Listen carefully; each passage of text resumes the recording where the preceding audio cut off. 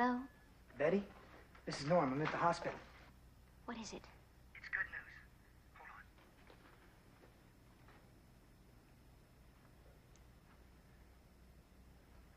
on. Betty?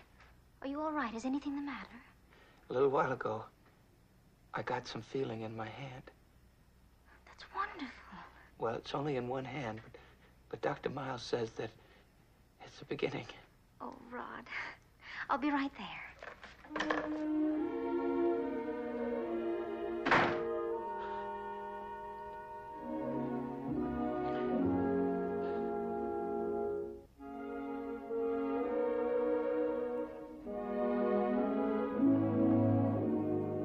morning, Stephen.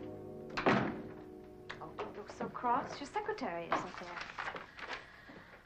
You should have been in church today. Congratulations are in order.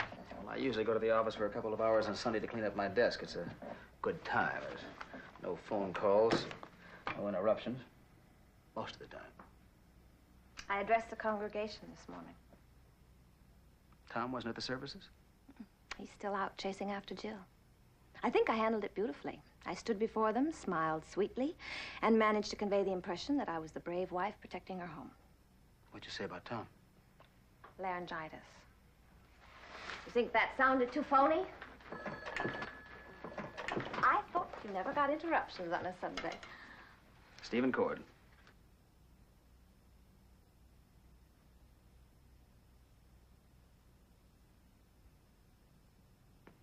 When? Which hand? All right, thank you. Thank you very much. It was a hospital. The feeling is returning to Rod's hand. Triumphant moment. I have prayed for this. I have really prayed for this. Not your husband's kind of prayer, but prayer. Oh, it could happen fast now. Yeah. The feeling could return very quickly. Well, I'm pleased for Rodney and I'm pleased for you. But I feel the wind rushing out of my sails. This is the first positive word we've had.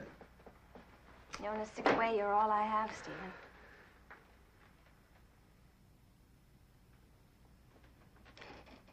You know, he can't even do that. Hold a pencil in his hands. And that seems kind of hard to believe. A grown man, an athlete. And he can't even do that.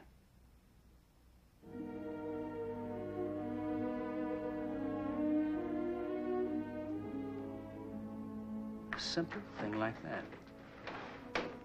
You put 3 fingers together and you hold a pencil in your hand.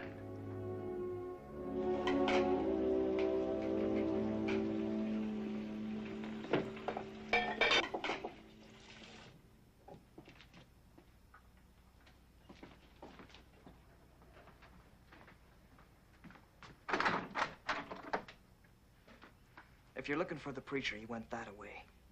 Is your brother home, Joe? You know, when you play hide and seek, you play for real, don't you? I want to see your brother. You know that I got punched in the mouth because of you? What are you talking about? Did he find you? Who? Oh, come on. He was out of his mind looking for you. Where's your brother? Did you know that that warm, compassionate man of peace knocked me down a flight of stairs? And if I didn't think it was so funny, I would have wiped the floor up with him. I hope that he found you, because I'd hate to see what he does to me if he finds me again. They told me at the hospital that your brother was home. Now, is he here or isn't he? Where's Kelly? Where's the kid? Where's the baby? Dr. Rossi! Come Dr. on, Rossi! Listen, I want to know what's going on. I mean, if I find out you're doing anything wrong, the welfare's going to take the baby away. You know that, don't you? Don't talk to me about welfare. I know all about it. Jill. I have to talk to you right away, Doctor. Sure. What are you doing here? I want to talk to you alone. Look, don't expect me to duck out on this. If this involves my kid, I'm going to be part of it, whether you like it or not. You're not going to be part of anything, Joe. Ever. All right. Joe, listen. Do us a favor, will you? You're going to talk about my kid? Look, just leave, will you? What, do you want me to go clam digging for 10 minutes? Joe. Well, look, why don't you just tell me to get lost? All right, get lost. Joe, come on, sit down. Want some coffee? Please.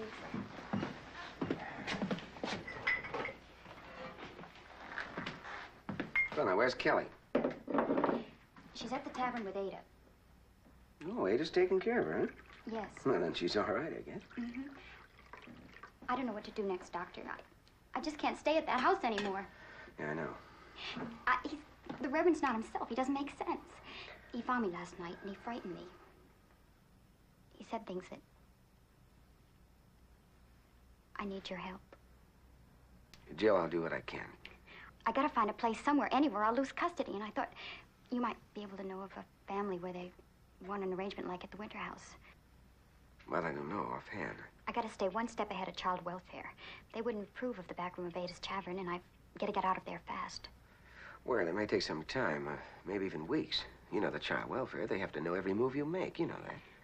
Is there anything you can do about it? Talk to them. Tell them I'll work things out. Well, who's on your case? Case. You sound just like... It's Mrs. Thomas. What she'll have to know. She'll have to know the reason you left Mr. Winter's house. And what am I supposed to tell her? Well, tell her the truth. Yeah, and goodbye, Kelly. No, not necessarily. You know the way they are, though. They'll find out sooner or later. Well, she won't find out from me. I'm not going to talk about Mr. Winter. You'll have to, Jill. No, I don't. It'll go in a report. Well, it's a private report. Sure. Jill, listen to me. The child welfare, they're going to have to understand that you were there under extenuating circumstances, you know? I mean, you didn't do anything. You didn't turn Reverend Winter on or anything. You were just caught up in a situation. Mr. Winter's whole life... Look, do you feel that by not telling this, what's her name, Mrs. Thomas, you'll be protecting Reverend Winter? Look, I owe him that. Owe him? Jill, Tom Winter's a friend of mine. Now, you don't owe him anything, considering the circumstances. I mean, don't you think you owe your child the right to come back and live with her mother again? Don't you? All right, then. Are you going to call the child welfare or mine? Time's up.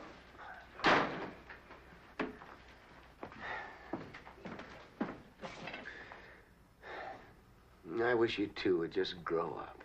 Oh, then we wouldn't be ourselves, would we? What do you mean? Get together. Try and make some arrangement. What kind of an arrangement?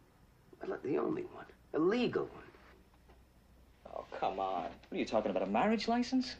Joe, look, I'm just trying to talk some sense into you two. Why do you have to be so selfish? I mean, get together. See if there isn't some way you two can make an arrangement to... Look, it'd be best for you as well as for the baby. I'd do anything for Kelly. Anything. Except that. You think I want to be tied up to someone who hates me? I mean, we don't see eye to eye on anything. Kelly. I can't even stand the name she gave her. Dr. Rossi, I know you mean well, but... It's worth trying, isn't it? No. For the sake of the baby. Thanks for your help.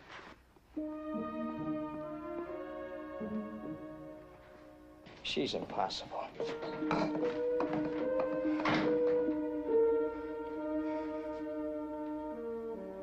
Really impossible.